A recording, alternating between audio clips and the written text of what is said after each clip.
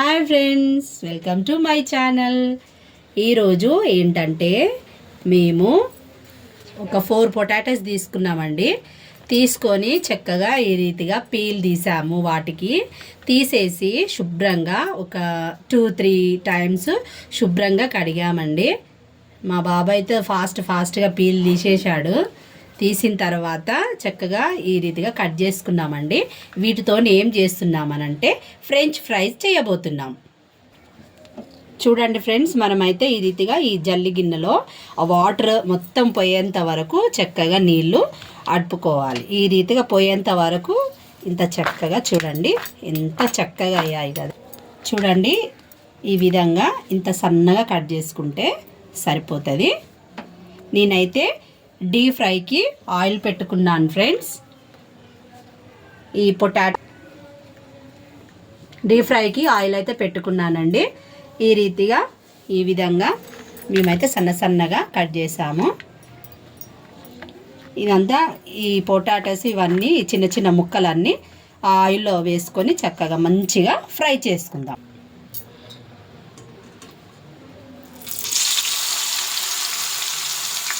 చూడండి friends, oil అయితే వేసాము. పొటాటోస్ అన్నీ సన్నగా ముక్కలుగా కట్ చేసుకున్నాం కదా, అవన్నీ డీప్ ఫ్రై ఆయిల్లో వేసామండి. చూడండి, అవి మంచిగా ఫ్రై అవుతున్నాయి. మనం కొంచెం బ్రౌన్ కలర్ వచ్చేంత వరకు చక్కగా చేసుకుందాం, ఫ్రై చేసుకుందాం.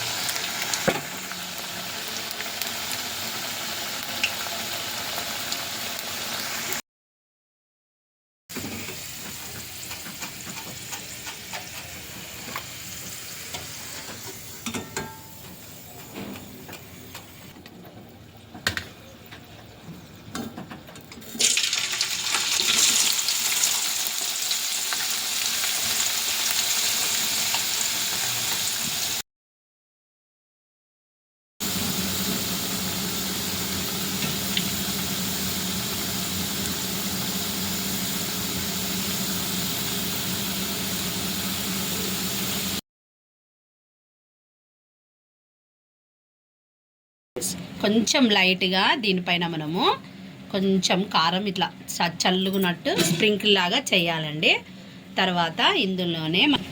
తర్వాత మనం కొంచెము సరిపడంత సాల్ట్ వేసుకుందాము. తర్వాత కొంచెము ధనియాల పౌడర్ వేసుకుందాము. కొంచెం లైట్గా, ఎందుకంటే కొంచెం స్పైసీగా ఉండనీకే మనము.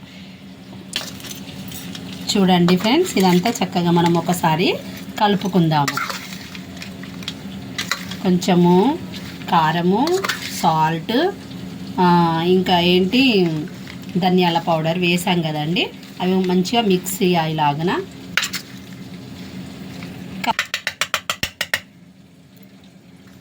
చూడండి ఫ్రెండ్స్, ఇదైతే మేము ఫ్రెంచ్ ఫ్రైస్ పొటాటోతో చేసామండి.